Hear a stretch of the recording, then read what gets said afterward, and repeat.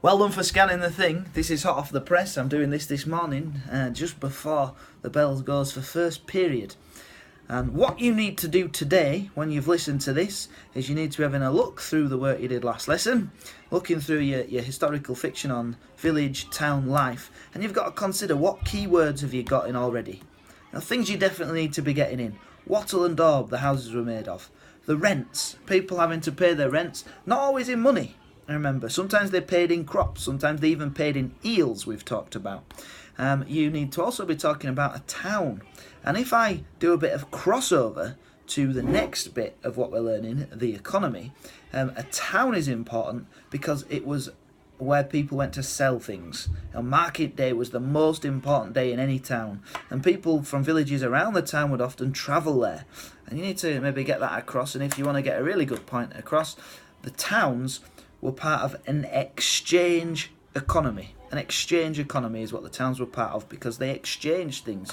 Often they'd turn up with all these crops, they'd exchange their crops with somebody who might have been creating shoes or jumpers or something, so they could return back to their village with those things which they maybe otherwise wouldn't be able to get. So yeah, towns, exchange, economy, and it was the most important day. What else did you have in a village? You did have some element of the animals. The animals were crucial to Anglo-Saxon life.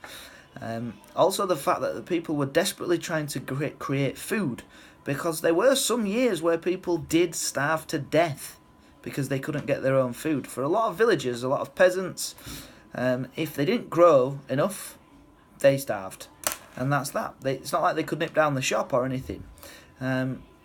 You also maybe need to get an element of there's somebody in control of the village, somebody coming to collect the taxes, to enforce law. That would be the sheriff or shire reeve more often than not. Sometimes it might be the earl coming around, and that sort of thing. And remember, in a town there's a few more wealthier people.